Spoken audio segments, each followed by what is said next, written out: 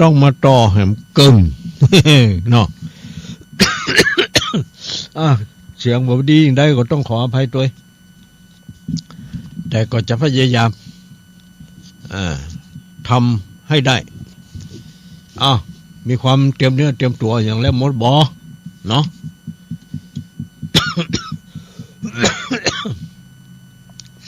ต่อไปเราก็มาฟังทำกัน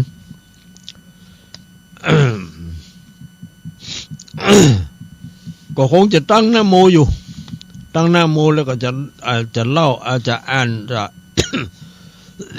ช่วยต่อนี่ไปนะอดเอานั่งแถมน้อยเดียวทุกคนเตรียมเนื้อเตรียมตัว1เตรียมแล้วนะ2 3นะโมตัสสะภะคะวะโตอะระหะโตสัมมาสัมพุทธัสสะ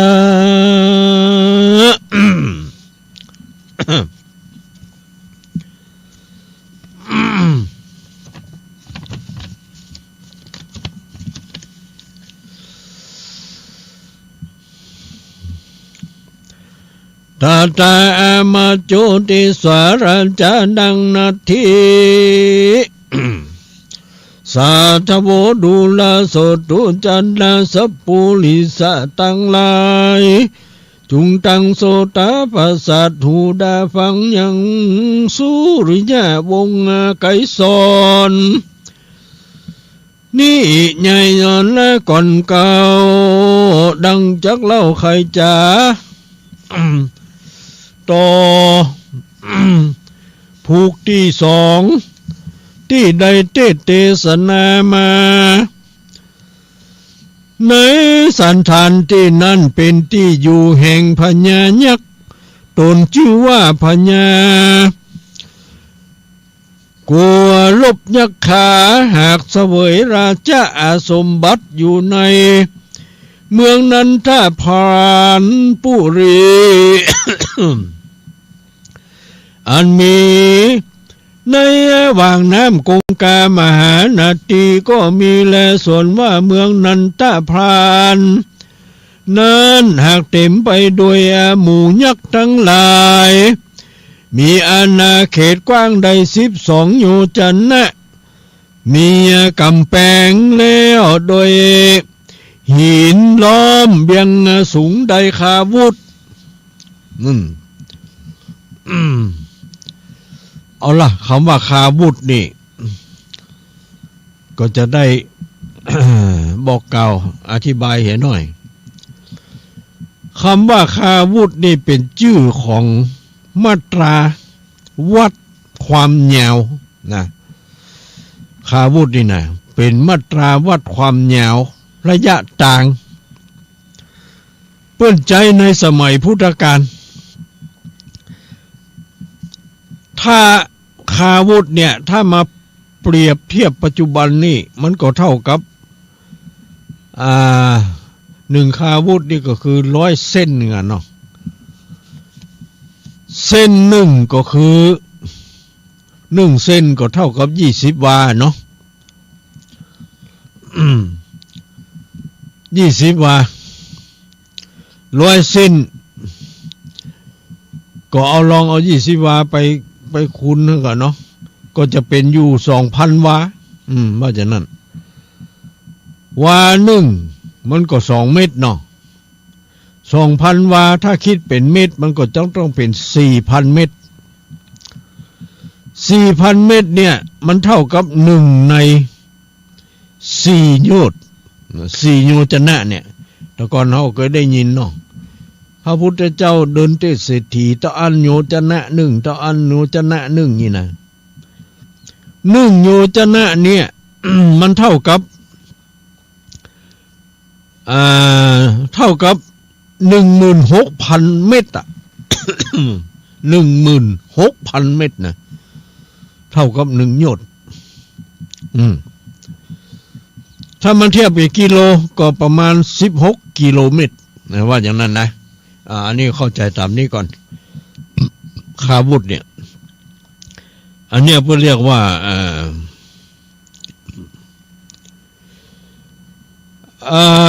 มีอาณาเขตกว้างได้12 โยชนะมีกำแพงแล้วด้วยหินล้อมรอบสูงได้คาวุธมีปราสาทอันแล้วโดยแก้วและเงินคำมียอดปราสาทได้12 ยอดมียักษ์ปาริวารได้12 อโคเพนีมาถึงอโคเพนีเนี่ยแต่นี่ผมว่ามาแล้วเนาะพังผ่านไปก่อนพระญาตนชื่อว่าโกลบอธิราชหากอยู่หักษาเป็นใหญ่แก่ยักษ์ทั้งหลายเต้าว่าพญายักษ์ตนนั้นก็หาอัครมเหสีบ่ได้ ก็คือยังมีเมียได้นะ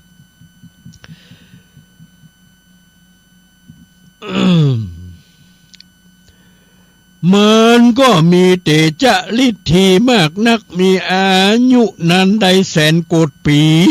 โดอายุยืนด้วยเหรอ100,000 โกฏปีก่อนนะก็เต้าแสวงหายังเทวดายักษ์ก็บ่ได้ มันเต้าเอวล่าเล่นนะแต่ดอกไม้ทั้งหลายไปจู้วันก็มีแล่นาส่วนโปส่วนโบราณกรรม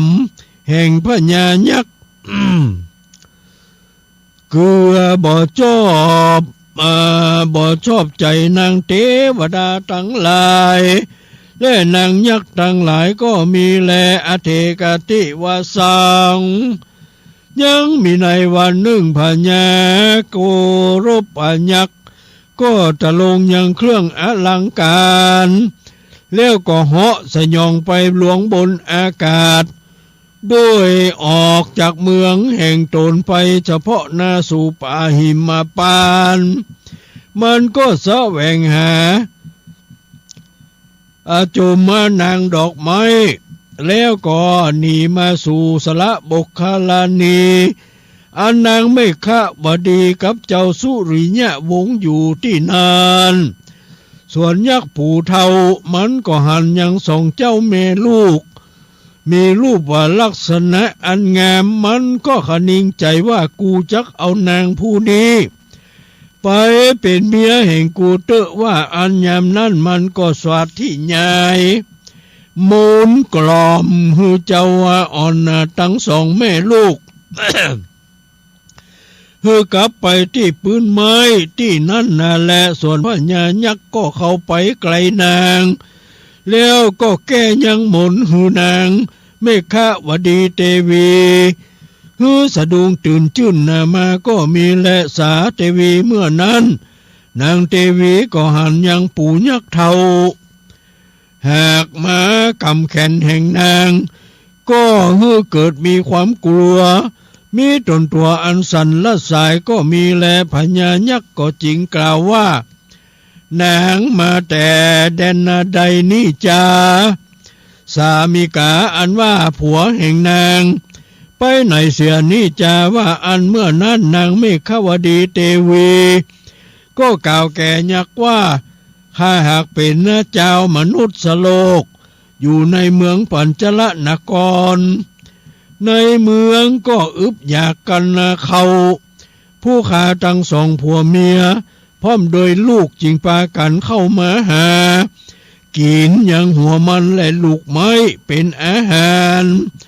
บัดนี้ผัวแห่งข้าก็ยังไปเอี่ยวล่าแสวงหายังหัวมันและลูกไม้ยังบ่ทันมาละฮือข้ากับลูกเต่าได้อยู่ยังที่นี่ก่อนแล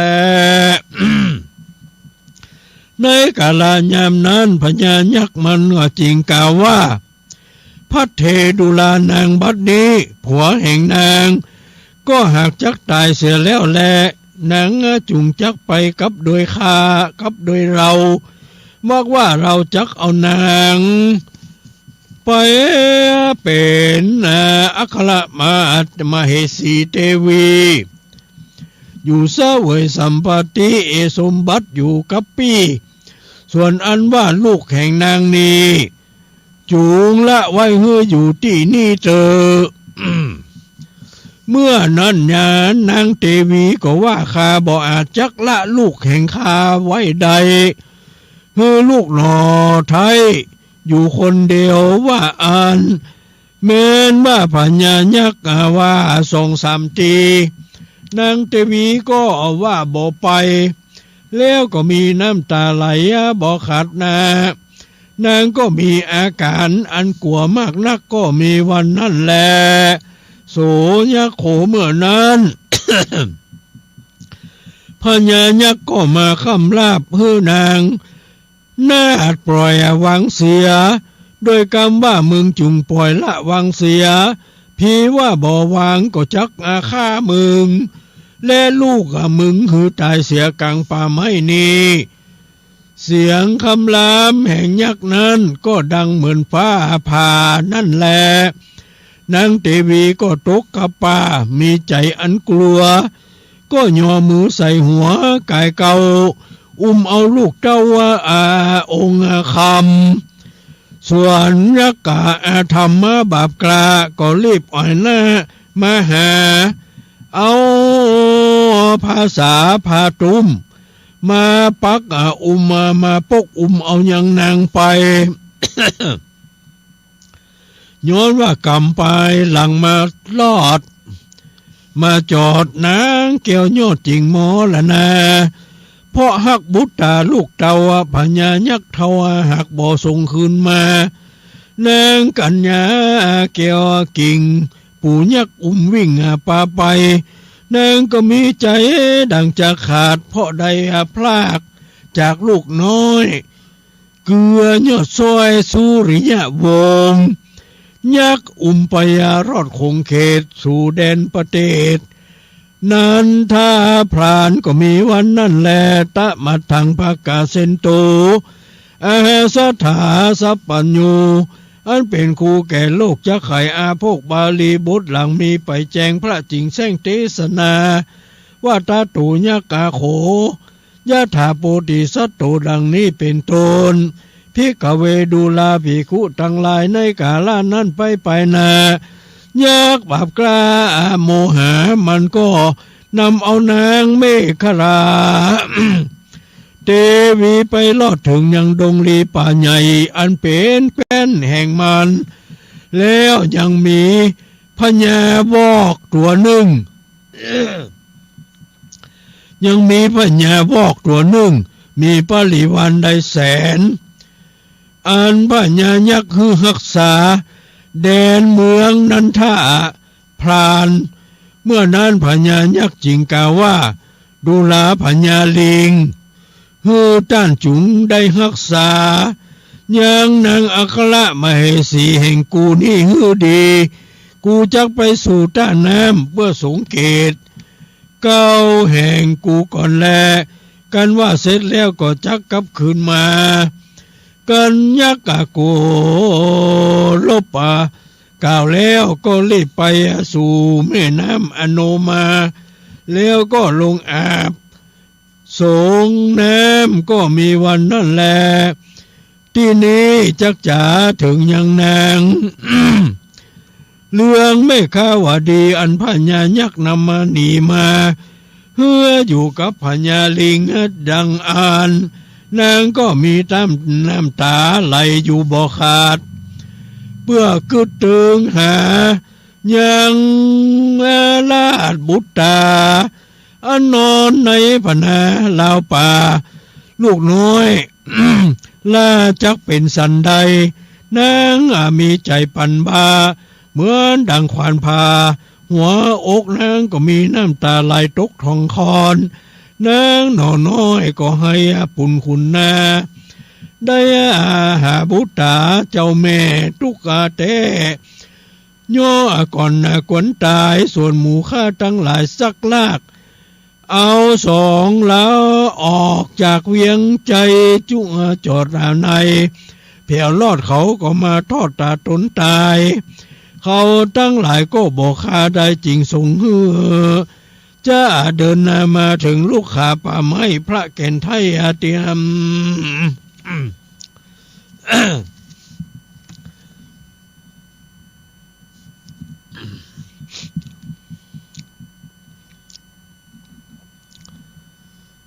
ส่วนนั้นว่าลูกแห่งคานี้จุงละไว้หืออยู่ที่นี่เตอเหมือนนั้น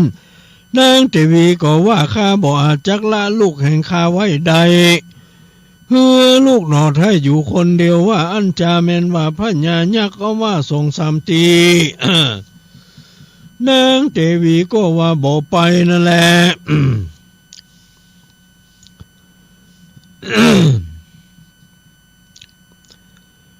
นางกัญญาแก้วกิ่งปูยักษ์อุ้มมาวิ่งป่าไป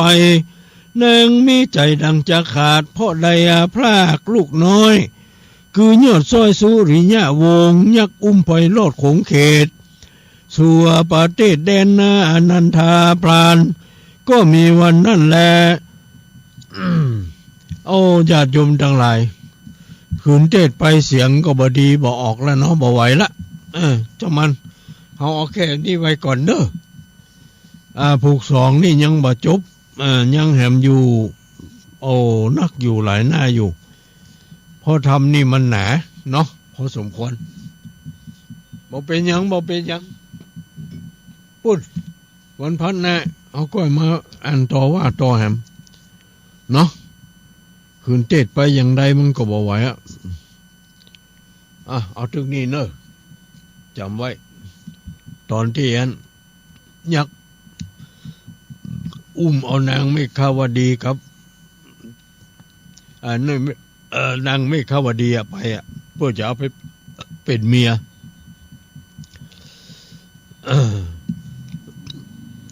นางก็อะไรหาลูกสุริยวงศ์เนาะละไว้ ถูกยักษ์อุ้มแม่ไปเนี่ยอย่างเนี้ยเอาก็ว่ากันไปก็จ้างมันปล่อยมันโอ้อันนี้ก็ยังเวลาแถมนักอยู่แหม10 นาทีก็เนาะที่จะถึง9 โมงครึ่งก็บ่เป็นยัง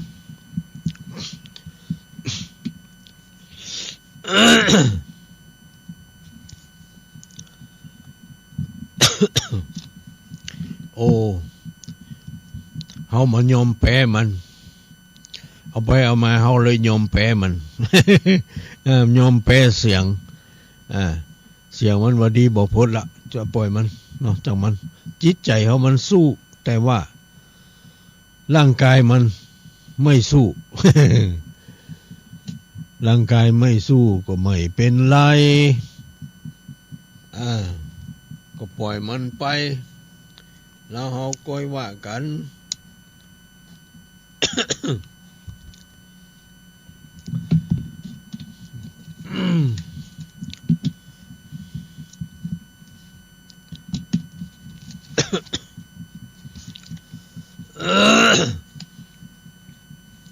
เอาต่อไปจะได้ประกาศอนุโมทนาก่อนเพราะว่ามีผู้ที่บริจาคอันอย่างมาเนาะ บริจาคมาบำรุงค่าน้ำค่าไฟค่าอย่างต่างๆอันนี้ก็จะขออนุญาตประกาศอนุโมทนาก็มี นส.พีระสยาชัยวงศ์เหล็กว่าอย่างนั้นนางสาวพีระสยาชัยวงศ์เหล็กนะแล้วก็นางสาวรัศนียกรชัยวงศ์เหล็กนายธีรพัฒน์กองปิ่นตานางสาวจาริตาท็อปพ็อปอันนี้เป็นอันอยู่ต่างประเทศพวกน้องประเทศญี่ปุ่นก็คำว่าพร็อพนี่เป็นนามสกุลเพิ่นนางสาวจาริตาพร็อพและเด็กหญิงอาริสาพร็อพเหมือนกันก็ได้ถวายก้าน้ำก้าไฟมา ทำบุญอายุ25 ปีเพื่อเรียกว่าเบญจเพสอีเนาะว่าอย่างนั้นนะสำหรับนายธีรพัฒน์ของพินตานี่ อยู่ต่างประเทศอายุ25 ปีทีนี้ก็ยายนาเนาะยายนาคำแปงก็เป็นยายเป็นยายของนายธีรพัฒน์เนี่ยก็เป็นห่วงหลานค่าอย่างนั้นหลานอายุ25 ปีก็เลยมาตานสังฆทานแล้วก็ขอตุลุงมนน้ำส้มปล่อยอย่างฮื้อวะจะส่งไปให้มันอาบอีวะปุ๊ประเทศปุ่น ก็แล้วแต่ก็ได้สลองศรัทธาทำเมื่อปุ่นมันแล้วใจเนาะก็ได้อันนี้ปุ่นไปนะก็ขออนุโมทนาแล้วเพิ่งก็ถวายปัจจัยค่าน้ำค่าไฟมาอยู่300 บาทเนาะ300 บาทอนุโมทนาเนอะสาธุแล้วก็มีแถมอยู่ก็คือไปนี่ฮะเดี๋ยวเนอะ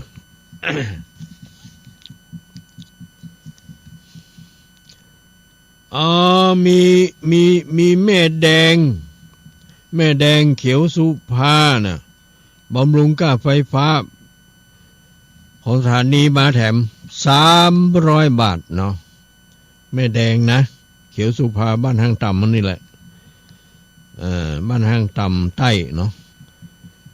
สาธุอนุโมทนาเนอะแล้วก็มีแม่อุ้ยวรรณาพิรมแม่อุ้ยวรรณาพิรมบ้านสันสลีเวียงปะเป้าอันนี้ถวายฝากท่านมหาเสาแก้วมานะ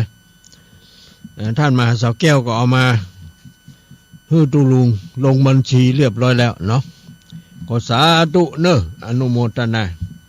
ขอให้บุญรักษาเทวดาคุ้มครองอยู่ก็ให้มีใจไปก็ให้มีโชคมีลาภผ้าแป้ข้าศึกศัตรูหมู่ปัจจามิตรคิดสิ่งใดก็ดีในทางที่ถูกที่ชอบประกอบด้วยธรรมก็ขอให้พันสำเร็จเนอะดังมโนรสจงทุกประการให้ได้อยู่ดีมีสุขอายุมั่นขวัญยืน ปราศจากทุกโศกโรคภัยไข้เจ็บนานาประการนี่เนาะให้มีความสุขความสำราญเบิกบานใจมีโชคลาภวาสนาบารมีมีคุณงามความดีอยู่กับตัวตลอดไปเนาะทุกคนทุกท่านด้วยนะตลอดถึงญาติโยมทั้งหลายที่รับฟังรายการอยู่นี่ที่เพิ่นเรียกว่า FC เนี่ยเนาะ FC มันเป็นภาษาฝรั่งเนาะความเต็มมันก็คือแฟนคลับนั่นแหละ แฟนคลับนะแฟนนี่มันขึ้นต้นด้วยตัว F เนาะ FAN แปลว่าแฟนนี่เนาะคลับนี่ก็คือ CLUB ครับก็เลยมาย่อเป็น FC ก็มาจากคำว่าแฟนคลับนั่นแหละ นะอันนี้เป็นคำยืมมาจากภาษาอังกฤษเนาะก็หมายถึงคำว่าแฟนคลับนี่ก็หมายถึงคนที่ชอบหรือคลั่งไคล้ คำว่าครับนั่นก็หมายถึงกลุ่มคนนะกลุ่มคนหรือว่าชมรมหรือว่าสโมสรเนี่ยนะคำว่าครับเพราะนั้นคำว่าแฟนคลับก็คือย่อเป็นที่ชอบหมายถึงคนที่ชอบหรือคลั่งไคล้ อย่างกับแฟนคลับของทุลุงนี่เนาะก็คลั่งไคล้ในธรรมะคลั่งไคล้ในธรรมะ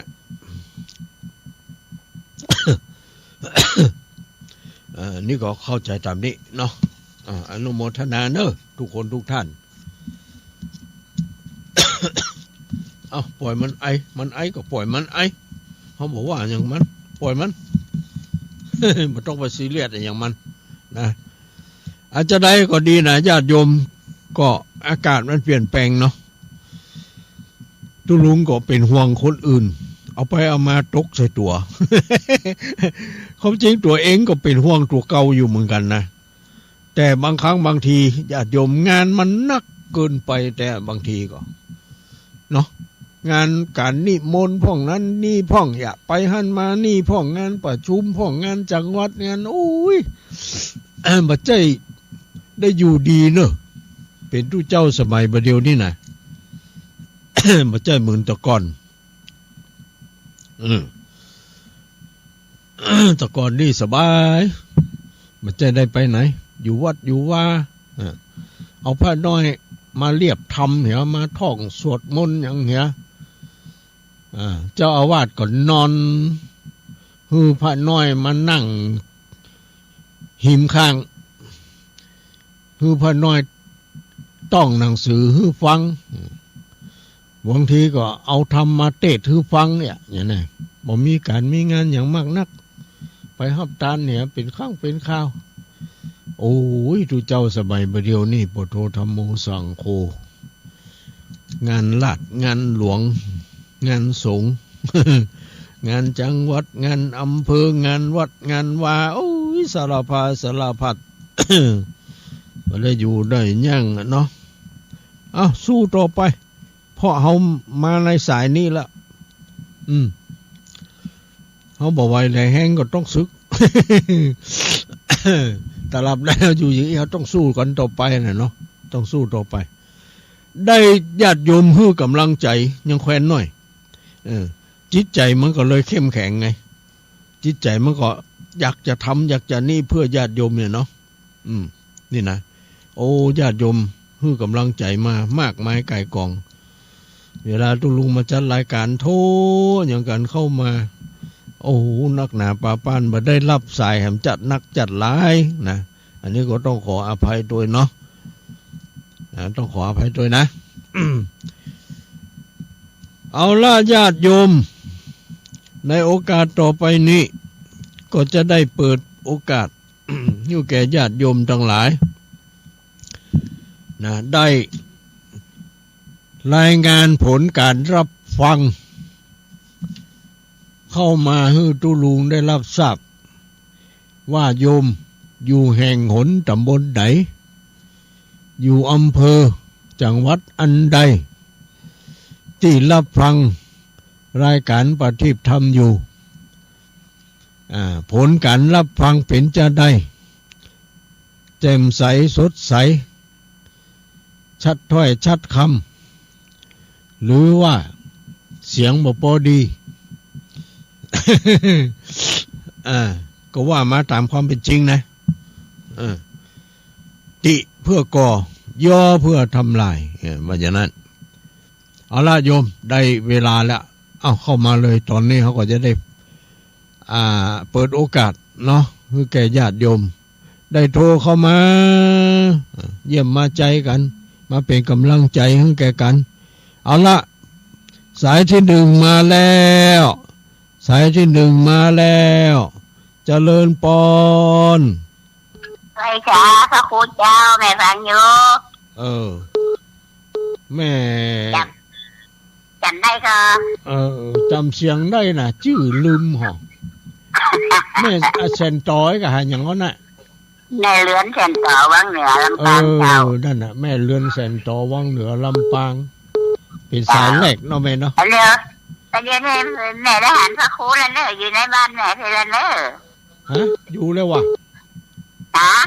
อยู่แล้วกะมาเที่ยวตัวบ้านอะไรเนี่ยเจ้าอย่างปฏิทินเหรอเจ้าหันแล้วหันแล้วเองเจ้าหมายเลขที่เท่าไหร่หมายเลขเท่าไหร่หมายเลข19เจ้าแม่นวะแม่นเจ้า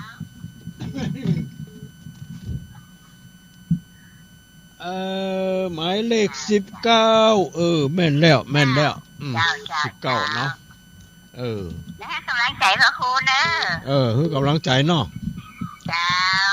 เสียถ้าแม่หันหน้าเฮาบ่ได้หันหน้าแม่นี่กะจะได้ ไปไหนมันได้นะใครไปที่สุดอ่ะ นั่นน่ะกะ วัดมันเหลือวัดมันเก่าวัดเก่าได้เพิ่มได้ไปที่เปิดเลย อั ไป น ฝากเดียไป อืม หอมทำบุญนั้นอ่ะ ดีกับแม่ ไปที่เปิดมันได้เป็นอิฐเป็นหอบเพิ่มอิฐ ใจแข็งเนาะใจดีไปที่สุด บ่เป็นหยังบ่เป็นหยังกายไปบ่ได้คือเอาใจมากายมากายไปบ่ได้นะกายไปบ่ได้คือเอาใจไปสาธุสาธุอนุโมทนาแม่เรือนฉันโตเป็นสายแรกมาแล้วเนาะเอาสายที่สองเอาไปทางใดเหรอเข้ามาใหม่ลุดไปเหรอสายที่สองนี่มาแล้วบอกำเดียวหัวเนี่ยมีไหนฮะอันนี้สายประการเท่ากันนี่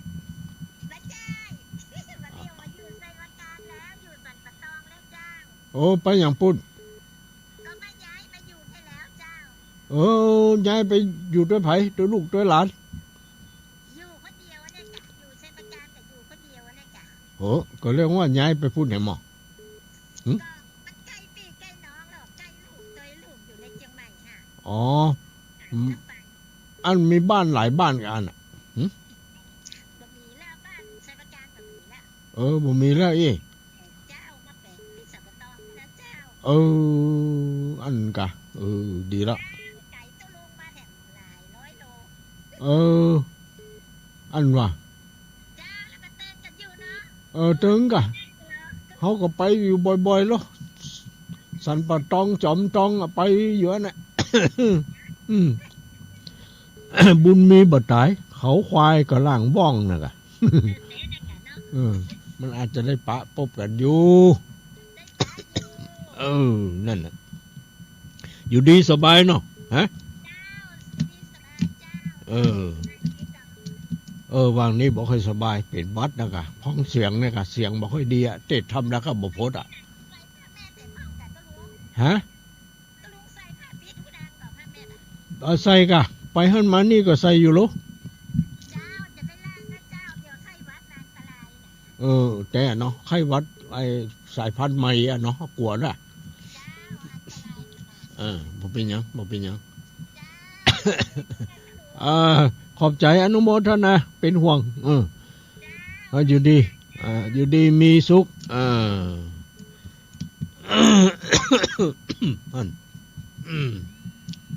แม่สีทอน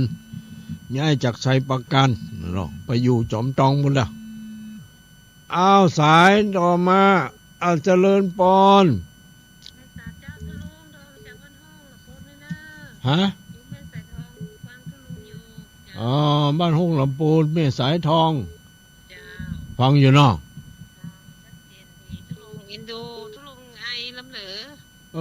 แต่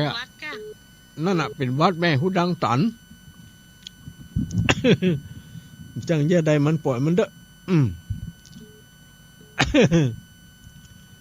เอาขอบใจอนุโมทนาแม่ไอ้กะไอ้ก็ปล่อยมันไอ้มันเป็นเรื่องของธรรมชาติ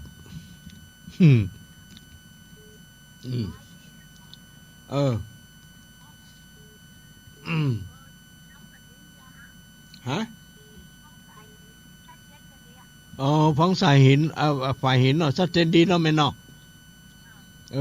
อนุโมทนาเนอะสาธุสาธุเอาบ้านหลานอยู่บ้านไหน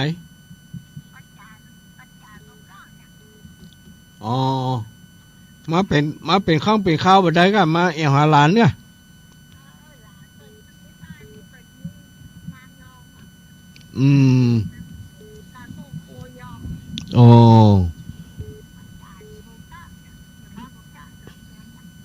แต่อากาศอยู่กับลูกกับหลานนั่นน่ะมันบ่ง่อม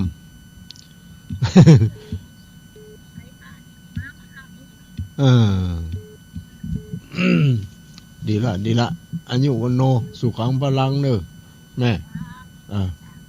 อยู่ดีมีสุข อันนี้มันควรยืนอ้าวสายต่อไป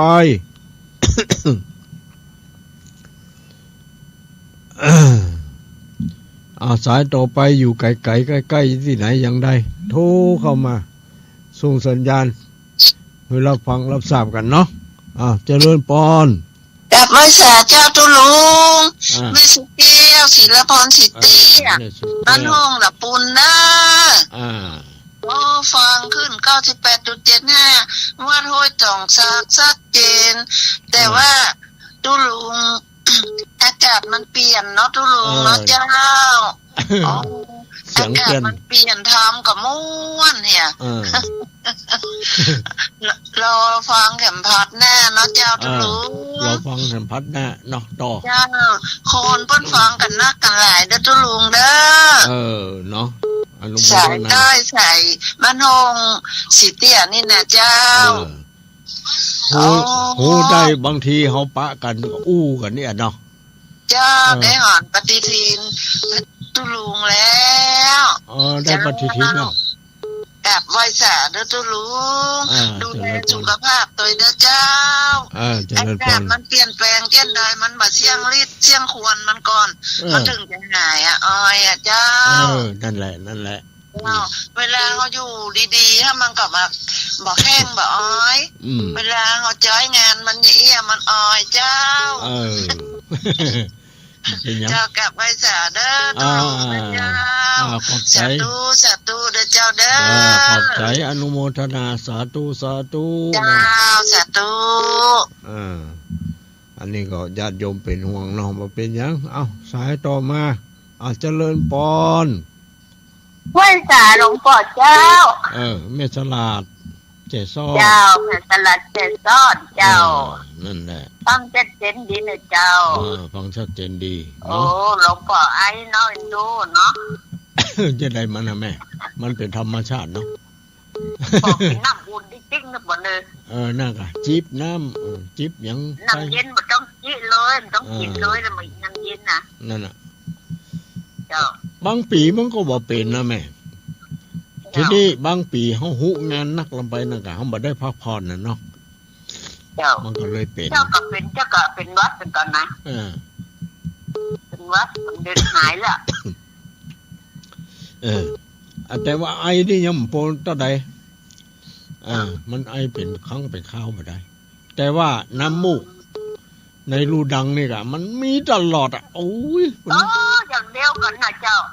เจ้ากับแบบเดียวกันน่ะไปฮอดสั่งกระดาษสำระเสียงเป็นม้วนน่ะวันไหนอย่าเป็น30เสียกว่ามันไปลุกไหลมาจากออกจ้ะเฮาก็ว่ามันลุกไหลมาเหนียวนี่บ่โทธโมสังโฆเหนียวขนาดอะใสหั่นน่ะอย่าง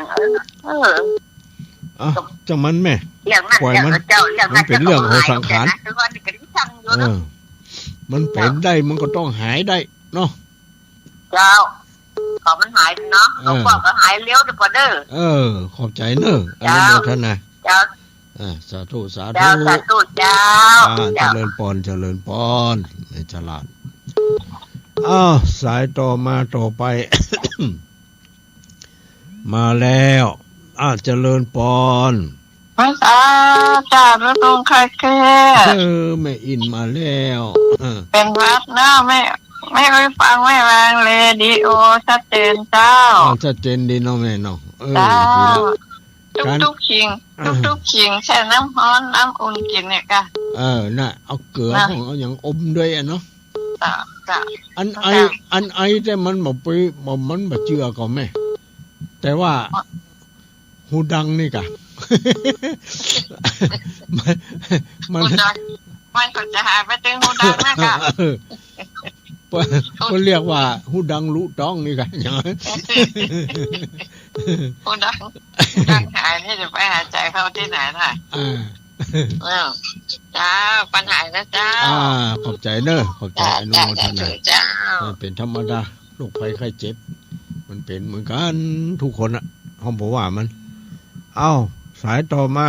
เจริญพร บริษัทครับท่านป่อบุญธรรมครับผมมันมาเองเดี๋ยวก็ปิ๊กเองเนาะไอ้เนาะกะไผไปใจเองมันต้องการใจเนาะอันกะมันมาคนเดียวมันก็ต้องปิ๊กคนเดียวกะครับไผไปใจเอามันมาเนาะใจชูเนาะนั่นกะมันอยู่ที่ใจเนี่ยอนุโมทนาสาธุเนอะป่อบุญธรรมครับฟังอยู่เนาะเจริญพรเจริญพรอยู่ดีมีสุขเอาสายต่อมาไม่ใช่เจ้าไม่ใช่เจ้าจากไหนแม่น้อยตาโรเจ้าแม่น้อยตาทุกอำเภอเมียงจังหวัดลำปางเจ้าฟังขึ้นดารุณีเนอะฟังขึ้นของดารุณีเนาะชัดเจนดีก่อชัดเจนดีเจ้าชัดเจนดีละแล้วเป็นวัดก็ประเดี๋ยวนี้เป็นวัดก่ะน่าก็เสียงเพี้ยนไปแต่ก็สู้ได้สู้เข้าไปเด้อน่าก็กินน้ำอุ่นใส่ขิงเหี้ยเด้อกินน้ำอุ่นใส่ขิงอมใบพองมีผ้ารอยโจรก็เล่นผ้ารอยโจรเข้าไปมันขมมึงอ่ะขมจังมันนี่เขาจังขมน่ากันเนาะเอาอมไว้เนาะอมเข้าไปมีอยู่เอามาปลูกอยู่หน้ากุฏินี่เอาใบมานั่นเขาเกี่ยวเก่งยังไม่เจ้าก็น้ำอุ่นเลยนะพาทลายโจรคมกิ๊กเนอะปอดคมเลยดีว่ะจังมันอดเอาเพราะว่ามันนี่ลำไปมันฆ่าเชื้อเนาะได้เที่ยวแม่กับกูเดียแม่กับกินนั่นละแต่ลองดูจะเอาเข้าไปเด้อเป็นกำลังใจนะขอบใจอนุโมทนาแม่น้อยฟังกูพัดนะถ้าได้ฟังแต่น่ะดีละฟังกูพัดจะไปละกันเวลาเราวันนั้นมาวันสีดีเช้ากันน่ะเมื่อใดวันที่เผาศพวันนั้นบ่ได้มาบ่ได้ไปการพออันไหนก็บ่หันชักปลายน่ะเนาะแม่ก็ไปเนาะแม่ก็ไปเนาะแม่ไปกะแม่ไปกะแต่แม่มาพอ5 โมงนะเปิ้นเผาในวัดทั้งไงเปิ้นเผานอกวัดเจ้าแต่นอกวัดทักมันออกนะเผา8 โมงว่าเปิ้นทำพิธี5 โมงเจ้าปุ่มปั่มนี่นะเป็นกำลังใจเด้อยังบ้านขอบใจแล้วพาอะไรโจรนั่นอนุโมทนาไม่น้อยขอบใจที่แนะนำเนาะเจ้าทำเนาะเจ้าเอาใจตายต้องทำมาละสู้เข้าไปไม่เป็นไรสบายกินน้ำร้อนได้กินข้าวอุ่นได้ไม่เป็นไรสู้เข้าไปนั่นแหละมันอยู่ที่ใจเนาะแม่นสู้เข้าไปพอช่วงชาติยังไปเดินดงมันยังสู้น่ะนั่นกันอยู่ที่ใจอยู่ที่ใจนี่หมดอ่ะเพราะว่ากินที่นั่นอ่ะยังแหวนอ่ะต้นไม้นี่สูงเนี่ยต้นไม้นี่สูงถ้าขึ้นมาได้เหรอกะใจมันบอกขึ้นใจมันมาสู้มันก็ต้องขึ้นมาได้ไอ้ที่เปิ้นใจสู้สูงเพียงหื้อมันขึ้นได้อ่ะนั่นแหละแม่นถูกต้องเนาะจ้าอนุโมทนาสาธุแม่น้อยอยู่ดีมีสุขเอาสายต่อไปเนาะเปลี่ยนกันเจ้าเอาสายต่อมามีข้อหาเข้ามาได้แจ้งผลการรับฟังว่าอยู่ที่ไหนได้ฟังเป็นเรื่องจะใดเจริญปอนกราบไหว้สาธุลุงเจ้าแม่อันอย่างนี้ส ลับเจซ้อนใจกัน ใจ เดี๋ยวแม่อย่างเดี๋ยวจำเสียงได้นะจำชื่อบ่ได้หรอ แม่สีกุล แม่สีกุลสันทุละอย่างเนี้ยเนาะ สันทุละ สันทุละแม่สีกุล เป็นว่าเสียชอบกับได้มาอีแหละไม่ได้มาที่ลำพางพอหาตุลุงอ่ะฮะกับพอหาตุลุงกับตุลุงด้อยกับอาหารสักตนใช่เนาะนั่นน่ะมันบ่ได้อยู่แม่มันบ่ได้ไปเนาะงานมันหนักบางอย่างก็ละได้อยู่แต่บางอย่างมันก็ละบ่ได้อีกอ่ะเจ้าจังจะได้มันเนาะเป็นหยังนั่นน่ะเนาะเป็นวัดแต่เจ้าเป็นวัดไอ้พ่องยาที่หายยาที่หายยาแก้ไอโมกบรรเทาเนี่ยกะบรรเทาไปถ้ามันเสี่ยงปีดบางหายไปเองคนเดียวมันน่ะเจ้านั่นน่ะกำลังใจให้ตุลุงแน่สาธุอนุโมทามิยาพลาตัวจะได้หายนั่นแหละฉันไปแล้ว2 เม็ดละถ้าเจ้ากินจะเม็ดอันน่ะอันนี้2 เม็ดก่อนต้องเหือแปดเหือฟุ้งฮะน่าจะเข้ามาจัดรายการได้เนี่ยกับยาพารา2 เม็ดน่ะนั่นแหละอันนู้นพอหาเมืองแล้วก็นั่นแหละกำลังใจสาธุแน่สาธุอนุโมทามิกำลังใจมากมายไก่ของอย่างนี้ดีใจสู้ต่อไปอนุโมทนาสาธุเจ้าสาธุสายต่อมายังแหมอยู่เกือบ10 นาทีเนอะยังหลายสายอยู่เนาะเจริญพรเจ้าตุลุงจากไหนจากอำเภอลีบ้านบวกแม่หลงเจ้าแม่หลงอำเภอลีบ้านบวกเจ้าฟังกู้พัดตุลุงฟังกู้พัดอีกแล้วเนาะกู้พัดนะแต่โทรมาใครจานบางครั้งบางทีโทรบัตรจานเขาเนาะแม่เนาะเจ้าเป็นยังไงมันตุลุงเป็นวัดเป็นวัดเป็นกันก็ตุลุงน่ากันมันคนบ้านนี่ก็เป็นกันวัดอะน่ะเห็นสักวางบางกี่วันมันก็หายไปเองเนาะมันธรรมดาเนาะธรรมดานั่นน่ะมันเฮามันพักผ่อนน้อยเรื่องมันน่ะเจ้ามันทำงานนี่มันได้พักผ่อนดีเนี่ยมันก็เลยติดไปแต่เนาะไปถึงนั้นไปถึงนี่ดีแม่อยู่ดีมีสุขเจ้าอายุมันขวัญยืนนอนแม่เนาะอายุ91จ้ะลุงโด91ว่าไปไหนได้อยู่กะแม่ไปได้ทำเอวทำไกลนะเนี่ยโตไปเนี่ยเนาะเจ้าทำลูกทำหลานในบ้านในจองอยู่ตรงนี้นะบ้านเนี่ยเขาจะมานั่งมานอนอยู่แต่ก็บอกให้ดีนะเนาะวันนี้ร่างกายมันมันได้ขยับขยายกะเขาว่าออกกำลังกายห้องน่ะออกกำลังกายห้องอย่างนั้นดีแต่ก็ระมัดระวังหน่อยเนอะจะไปให้มันล้มจะไปให้มันพันเลือดจะไปให้มันเต่าแล้วตุลุงถ้าเต่าแล้วมันนึกมาได้น่ะโอ้เต่าแหละเตี้ยแล้วจะบอกมันนักกว่าได้อันกะระวังแม่เจ้าก้อยเกาะก้อยกำจะไปใจฮ้อนกำมาเต่าอย่างนั้นนะจะไปใจฮ้อนใจมาเต่าใจเย็นเจ้าก้อยเกาะก้อยกำไป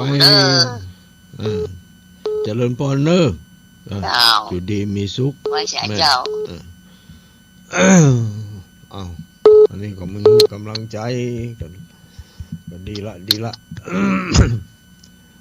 สายต่อมามีไหมสายที่ไม่ได้รับว่า14 สายว่าบทโถ14 สายไม่ได้รับเจริญพรใครชอบฮะนัดอันยังก็ย ยาแก้แพ้มากินเด้อฮะเอายาแก้แพ้มากินอ่ะอ๋อเม็ดเหลืองนั่นนะฮะเม็ดเหลืองน้อยๆกินแล้วรับนั่นนะน่ะอันดึงหายเจ็บอ่ะแต่ยาแก้แพ้ไม่รับมันไม่ได้รับไม่รู้โอ้รับกะพอโทษกิน2 เม็ดนี่โอ้โหรับดีนะวะกินเดียวอ่ะกินอย่าง2 เม็ดเม็ดเดียวนะรับมื้อเดียวนะอย่ารับเนาะถ้ากินยานี้แล้วปุ่นหื้อขับรถขับรางหรอมันจังกินนะกินเม็ดนะเนาะกินมื้อนี้แหละกูก่อนเคยกินอยู่แต่หุ่นนี้ยังไม่ได้กินเถอะเพิ่งได้แม่มาเตือนมาบอกเนี่ยมีอยู่เหมือนกันเม็ดเหลืองๆนี่นิ้วนะเป็นกับอ่ะเดี๋ยวหลังจากนี้ก่อนจะไปกินรับทำนี่นะกินมาขับนี่กินรับมันจะรับหรอไม่เจ้าขันนั่นน่ะไม่กินนักเงินเดียวเหรอแม่น่ะถ้ากินนักมันรับเมินรับเริ่มรับบรรลุนะที่บอกที่หนึ่งยัดเท่านี้อ่ะรับดีกำแล้วยาน่ะนี่ก็มียังเพิ่นเรียกว่ายาแก้แพ้เนาะแม่เนาะแก้แพ้ฮะแก้แพ้ป้าทลายโจรเลยนี่บำเป็นไรทำเด้บัลลังเป็นไงนี่บำเป็นความดันก็บำเป็นบุญอะเป็นดีละก็บำเป็นอันนี้ไขมันนี่ที่เลยก็บำเป็นนั่นแหละมันเลือดลมไผ่เลือดลมมันบุญไผ่บุญมันน่ะแม่เนาะนี่สบายไปยังเพิ่นว่าบุญอันเกิดจากการรักษาศีลวะแม่ที่ว่าอยู่ดีมีสุขนี่นะที่บ่เป็นโรคภัยไข้เจ็บเนี่ยบุญอันเกิดขึ้นจากการรักษาศีลในอดีตชาติที่รักษามานี่เนาะเพราะว่าอย่างนั้นการไปอยู่ห้องน้ำได้อย่างนี้ก้อยน้ำ2 บาทเป็นน้ำเล็กเลยแต่เป็นยังได้มันหนียาวไปได้ยาวพระเจ้าอ่ะไปมาแม่โทรมาจากไหนเขาประเด็นนี่ลองบัวแดงเนี่ยพอลองบัวแดงเนี่ยอำเภอสันกำแพงเนาะวัดเจ้าเป็นอำเภอสันกำแพงนะครับรักษาเนื้อรักษาตัวแม่อายุวันโนสุขังพลังดีละอายุแม่เท่าใดก็หันลูกที่ลุงอยู่ปฏิทินอ่ะหันแล้วก็เบอร์19แหละแม่นเบอร์19นะจะได้รอก่อนรอลงลิงอ่ะนั่งดีอ่านเมื่อไหร่พักอ่านอายุ72อายุ82นะโอ้82โอเคแกกว่าเฮานี่ตัดทุกตัดจมชาติอยู่อันนี้เป็นไว้จอยนั่งเที่ยวน่ะงอนออกมาค่ะแม่จังมาค่ะโดยลังแก้วมาก่อนจ้ะลุงด้วยเหรอเนี่ยจังเลยดีละลุงด้วยค่ะลุงแดงนะ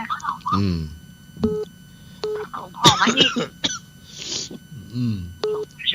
แล้วบัดเดียวไปไหนได้อยู่ก่อนถ้ามันมากก็ไปได้อยู่ไปรถไปรางเนาะใช่ไปห้องตะควรไปชวนแม่น้อยอ่ะแม่น้อยเช่นบ้านไปหิวอ่ะก็เปิดก็เลยไปไหนก็ยากเป็นช่างจุ้ยแกเนาะ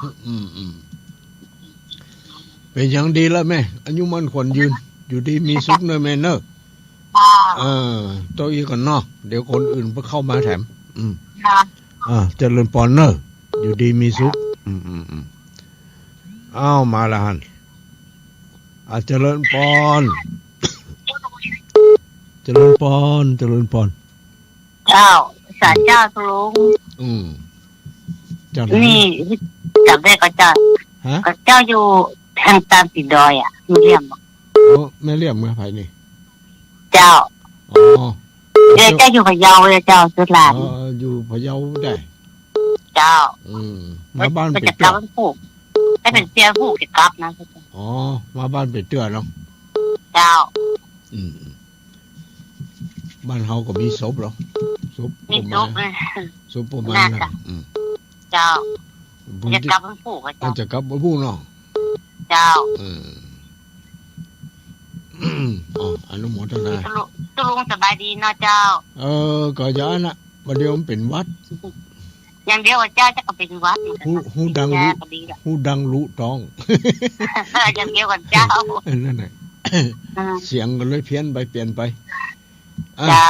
ฟังตลอดเวลาเลยเจ้าแต่ไม่ได้โทรหากับบัตรีเอกแต่มันหนาแน่นแม่ตะกี้ตะกี้เขาโทรตะกี้วันโซมากรรม14 สายไม่ได้รับอีกวะโอ้เป็นแต่เจ้าก็เปิดโทรเขาอยู่ใกล้ยังแฟนเลยค่ะเนาะโทรหากับบัตรีมันจะมาเตะฟังตลอดเวลาจากทุกคนเจ้าตุ้งด้วยกระโทกก็ฟังอยู่เจ้าดีละแม่เนาะอายุวันโนสุขังพลังนะแม่อย่าหมดเวลาแล้วแม่นะเจ้าสวัสดีเจ้าขอขอบใจอนุโมทนาทุกคนทุกท่านที่รับฟังรายการพระทิพย์ธรรมวันพฤหัสบดีเจ้าฟังตลอดเวลาเจ้าแล้วก็ขอบใจขอบคุณเจ้าของสถานีทุกสถานีเนาะที่ได้ถ่ายทอดเสียงไปสู่แก่ญาติโยมทั้งหลายได้ยินได้ฟังกันก็ขออำนาจแห่งบุญกุศลที่จงดลบันดาลอภิบาลรักษาให้ทุกคนทุกท่านอยู่รอดปลอดภัยอยู่ดีมีสุขอายุมั่นขวัญยืนประจักษ์ทุกโรคภัยไข้เจ็บนานาประการเนาะให้มีความสุขความสบายมีใจมีโชคลาภปรารถนาบารมีนี้คุณงามความดีอยู่กับตัวตลอดไปทุกคนทุกท่านด้วยเทินเจริญพร